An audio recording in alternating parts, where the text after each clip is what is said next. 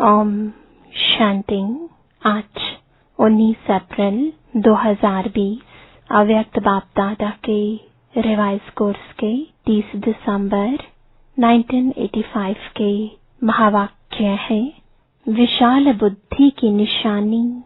आज सर्वस्नेही सहयोगी सहज योगी बच्चों से स्नेह के सागर, सर्व खजानों के विधाता वरदाता बाप मनाने आए हैं। यह रूहानी स्नेह का मिलन अर्थात रूहों का मिलन विचित्र मिलन है। सारे कल्प में ऐसा रूहानी मेला हो नहीं सकता। इस संगम युग को इस रूहानी मिलन का वरदान मिला हुआ है। इस वरदानी समय पर वरदाता बाप द्वारा वरदानी बच्चे इस अविनाशी वरदान को प्राप्त करते हैं। बाप का भी विधाता और वरदाता का अविनाशी पाठ इसी समय चलता है। ऐसे समय पर वरदानों के अधिकारी आत्माएं अपना सदा काल का अधिकार प्राप्त कर रही हो। ऐसे रूहानी मेले को देख बाप दादा भी हर्षित होते हैं। बाप दादा देख रहे हैं कि ऐसी श्रेष्ठ प्राप्ति करने वाले कैसे भोले साधारण आत्माएं विश्व के आगे निमित्त बनी है। क्योंकि सभी लोग राज्य विद्या, साइंस की विद्या, अल्पकाल के राज्य अधिकार व धर्म नेता का अधिकार, इसी को ही आज की दुनिया में विशेष आत्माएं मानते हैं। लेकिन बाप दादा कौन सी विशेषता देखते हैं? सबसे पहले अपने आप को और बाप को जानने की विशेषता जो आप ब्राह्मण बच्चों में है, वह किसी भी नामी ग्रामी आत्मा में नहीं है। इसलिए भोले साधारण होते हुए वरदाता से वरदान ले जन्म जन्म के लिए विशेष पूज्य आत्माएं बन जाते हैं। जो आज की नामी ग्रामी आत्माएं हैं, वह भी पूज्य आत्माओं के आगे नमन वंदन करती हैं। ऐसी विशेष आत्माएं बन गए। ऐसा रूहानी नशा अनुभव करते हो। नाउम्मीद आत्माओं को उम्मीदवार बनाना, यही बाप की विशेषता है। बाप दादा वतन में भी बच्चों को देख मुस्कुरा रहे थे। अगर किसी भी अनजान आत्मा को कहो कि यह सारी सभा विश्व के राज्य अधिकारी आत्माओं की है, तो मानेंगे, आश्चर्यवत हो जाएंगे। लेकिन बाप दादा जानते हैं कि बाप को दिल के स्नेह, दिल की श्रेष्ठ भावना वाली आत्माएं प्रिय है। दिल का स्नेह ही श्रेष्ठ प्राप्ति कराने का मूल आधार है। दिल का स्नेह दूर दूर से मधुबन निवासी बनाता है। दिलाराम बाप को पसंद ही दिल का स्नेह है। इसलिए जो भी हो, जैसे भी हो, लेकिन परमात्मा को पसंद हो, इसलिए अपना बना लिया। दुनिया वाले अभी इंतजार ही कर रहे हैं। बाप आएगा, उस समय ऐसा होगा, वैसा होगा। लेकिन आप सबके मुख से, दिल से क्या निकलता है? पा लिया, आप संपन्न बन गए। और वह बुद्धिवान अब तक परखने में समय समाप्त कर रहे हैं। इसलिए ही कहा गया है, भोलानाथ बाप है। पहचानने की विशेषता ने विशेष आत्मा बना लिया, पहचान लिया, प्राप्त कर लिया। अब आगे क्या करना है? सर्वात्माओं पर रहम आता है तो सभी आत्माएं एक ही बेहद का परिवार है। अपने परिवार की कोई भी आत्मा वरदान से वंचित न रह जाए, ऐसा उमंग उत्साह दिल में रहता है। वह अपनी प्रवृत्तियों में ही बिजी हो गए हो, बेहद की स्टेज पर स्थित हो। बेहद की आत्माओं की सेवा का श्रेष्ठ संकल्प ही सफलता का सहज साधन है। अभी सेवा की गोल्डन जुबली मना रहे हो ना, उसके लिए विशाल प्रोग्राम बनाए है ना। जितना विशाल प्रोग्राम बनाया है, उतना ही विशाल दिल, विशाल उमंग और विशाल रूप की तैयारियां की है। या यही सोचते हो भाषण करने को मिलेगा तो कर लेंगे, निमंत्रण बांटने को मिलेगा तो बांट लेंगे, यही तैयारियां की है।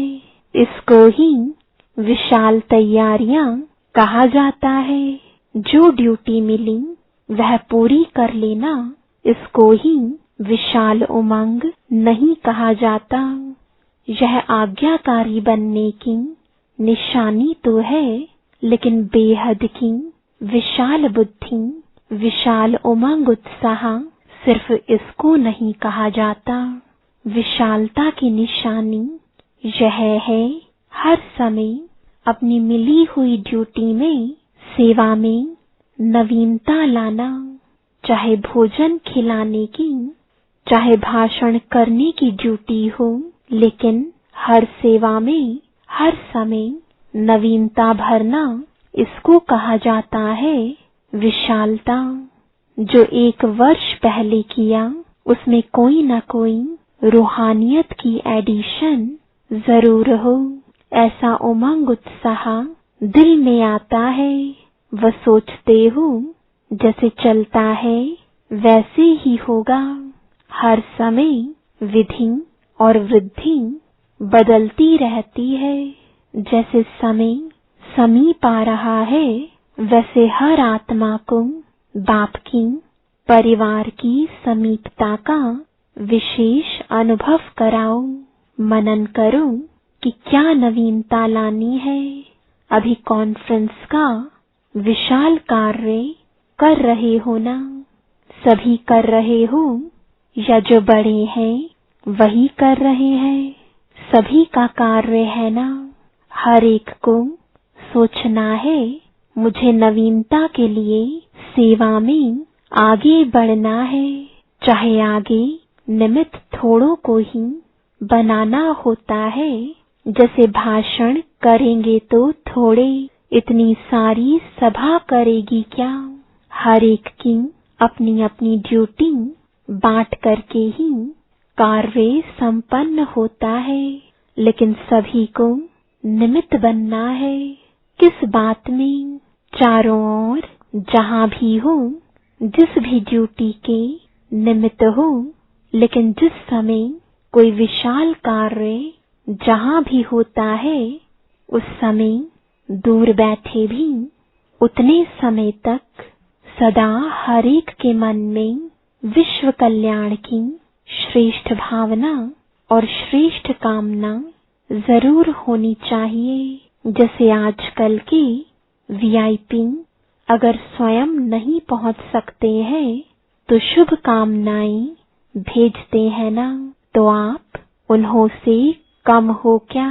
आप सभी विशेष आत्माओं की शुभ भावना, शुभ कामना उस कार्य को अवश्य सफल बनाएगी। यह विशेष दिन विशेष कंगन बांधना चाहिए और किसी भी हद की बातों में संकल्प शक्ति, समय की शक्ति व्यर्थ न गवाए।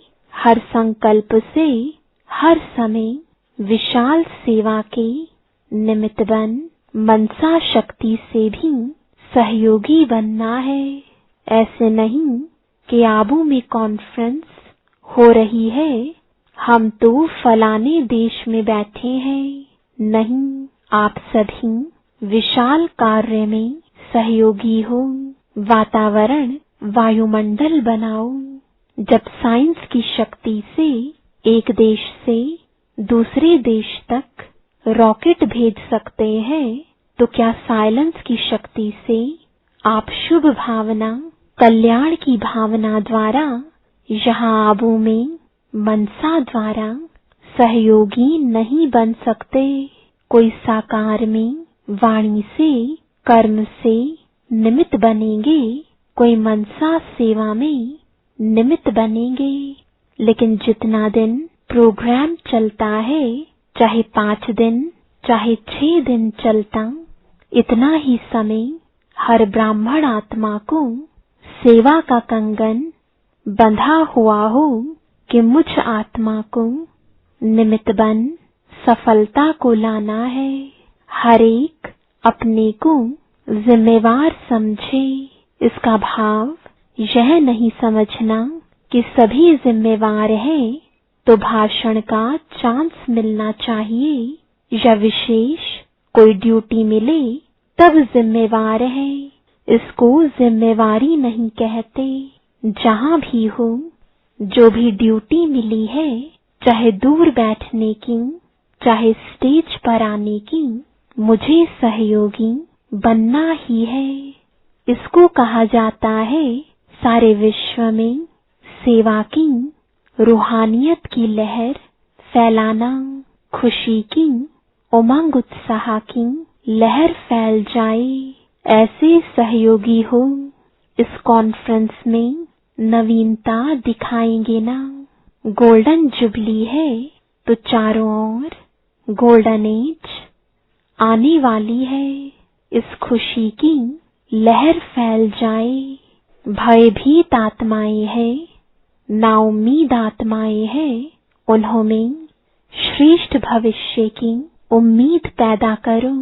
भयभीत आत्माओं में खुशी की लहर उत्पन्न हो। यह है गोल्डन जुबली की गोल्डन सेवा। यही लक्ष्य रखो। स्वयं भी हर कार्य में मोल्ड होने वाले रियल गोल्ड बन गोल्डन जुबली मनानी है। समझा? जो अब तक नहीं किया है वह करके दिखाना है। ऐसी आत्माओं को निमित्त बनाओ जो एक अनेक आत्माओं की सेवा के निमित्त बन जाए। सोचते ही रहेंगे लेकिन करेंगे करेंगे कहते समय बीत जाता है और अंत में जो भी मिला उसको ही ले आते हो। संख्या तो बढ़ जाती है लेकिन विशाल सेवा का प्रोग्राम रखते ही इसलिए है कि ऐसी आत्माएं आवे जो एक अनेकों के निमित्त बन जाए। चारों ओर सेवा चलती रहती है ना। अपने अपने स्थान पर भी ऐसी आत्माओं का कार्य तो चलाते रहते हो। इसलिए अभी से गोल्डन जुबली की, स्व के सेवा की और स्व के साथ अन्य विशेष आत्माओं के सेवा की लहर फैलाओ।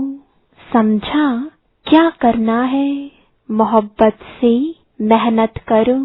स्नेह ऐसी वस्तु है जो स्नेह के वश न वाला भी हाँ कर देता है। समय न होते भी समय निकाल देते हैं। यह तो रूहानी स्नेह है। तो धरनी बनाओ। ऐसे नहीं सोचो कि यह धरनी ही ऐसे है, यह लोग ही ऐसे हैं। आप कैसे थे? बदल गए ना। शुभ भावना का सदैव श्रेष्ठ फल होता है। अच्छा, अपने घर में आए हो, यह तो बाप को भी खुशी है, लेकिन समय तो हद का है ना। जितनी संख्या उतना ही बटता है ना। चीज 4 हो, लेने वाले 8 हो, तो क्या करेंगे? उसी विधि से करेंगे ना। बाप दादा को भी विधि प्रमाण चलना ही पड़ता है। बाप दादा ऐसे तो कह नहीं सकते कि इतने क्यों आए हो। भले आए, स्वागत है, लेकिन समय प्रमाण विधि बनानी पड़ती है। हाँ, अव्यक्त वतन में समय की सीमा नहीं है। महाराष्ट्र भी कमाल करके दिखाएगा। कोई ऐसी महान आत्मा को निमित्त बना के दिखावे, तब कहेंगे महाराष्ट्र। दिल्ली तो निमित्त है ही। ऐसे नहीं कि अभी कॉन्फ्रेंस तो बहुत कर ली, अब जितना होगा नहीं, हर वर्ष आगे बढ़ना है। अभी तो अनेक आत्माएं हैं जिन्हों को निमित्त बना सकते हैं। दिल्ली वालों को भी विशेष निमित्त बनना है। राजस्थान क्या करेगा? राजस्थान सदा ही हर कार्य में नंबर 1 होना है, क्योंकि राजस्थान में नंबर 1 हेडक्वार्टर है। चाहे क्वालिटी में चाहे क्वांटिटी में, दोनों में नंबर 1 होना है। डबल विदेशी भी नवीनता दिखाएंगे ना। हर एक देश में इस खुशखबरी की लहर फैल जाए तो सब आपको बहुत दिल से आशीर्वाद देंगे। लोग बहुत भयभीत है ना। ऐसी आत्माओं को रूहानी खुशी की लहर हो, जो वह समझे कि यह फरिश्ता बन शुभ संदेश देने के निमित्त बनी हुई आत्माएं हैं। समझा? अब देखेंगे कौन सा जोन नवीनता करता है। संख्या लाते हैं या क्वालिटी लाते हैं। फिर बाप दादा रिजल्ट सुनाएंगे। नवीनता भी लाना, नवीनता के भी नंबर मिलेंगे। अच्छा, सर्व स्वराज्य विश्व राज्य के अधिकारी आत्माओं को सदा बेहद की सेवा में, बेहद की वृत्ति में रहने वाली श्रेष्ठ आत्माओं को विशाल दिल, सदा विशाल बुद्धि, विशाल उमंग उत्साह में रहने वाली विशेष आत्माओं को सदा स्वयं को हर सेवा के निमित्त जान निर्माण करने वाले, सदा श्रेष्ठ और बाप समान सेवा में सफलता को पाने वाले ऐसे रूहानी आत्माओं को रूहानी बाप की याद, प्यार और नमस्ते। रूहानी बच्चों की रूहानी बाप दादा को गुड मॉर्निंग और नमस्ते। कुमारियों से सदा कुमारी जीवन, निर्दोष जीवन गाई हुई है। कुमारी जीवन सदा श्रेष्ठ गाई और पूजी जाती है। ऐसी श्रेष्ठ और पूज्य आत्मा अपने को समझती हो। सभी कुमारियां विशेष कोई कमाल करके दिखाने वाली हो ना, या सिर्फ पढ़ाई पढ़ने वाली हो। विश्व सेवाधारी बनेगी या हद की गुजरात की सेवा करनी है, या मध्य प्रदेश की या फलाने स्थान की सेवा करनी है, ऐसे तो नहीं। एवर रेडी आत्माएं औरों को भी एवर रेडी बना देती हैं। तो आप कुमारियां जो चाहें वह कर सकती हैं। आज की गवर्नमेंट जो कहती है वह कर नहीं पाती। ऐसे राज्य में रह करके सेवा करनी है तो इतनी शक्तिशाली सेवा होगी, तब सफलता होगी। इस ज्ञान की पढ़ाई में नंबर लिया है। लक्ष्य यही रखना है कि नंबर 1 लेना ही है। सदा विशेषता यह दिखाऊं कि बोलो कम, लेकिन जिसके भी सामने जाऊं वह आपकी जीवन से पाठ पढ़े। मुख का पाठ तो कई सुनाने वाले हैं, सुनने वाले भी हैं, लेकिन जीवन से पाठ पढ़े, यह है विशेषता। आपकी जीवन ही टीचर बन जाए। मुख के टीचर नहीं, मुख से बताना पड़ता है। लेकिन मुख से बताने के बाद भी अगर जीवन में नहीं होता तो वह मानते नहीं है।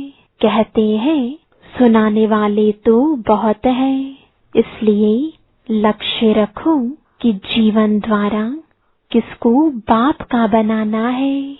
आजकल सुनने की रुचि भी नहीं रखते हैं, देखने चाहते हैं।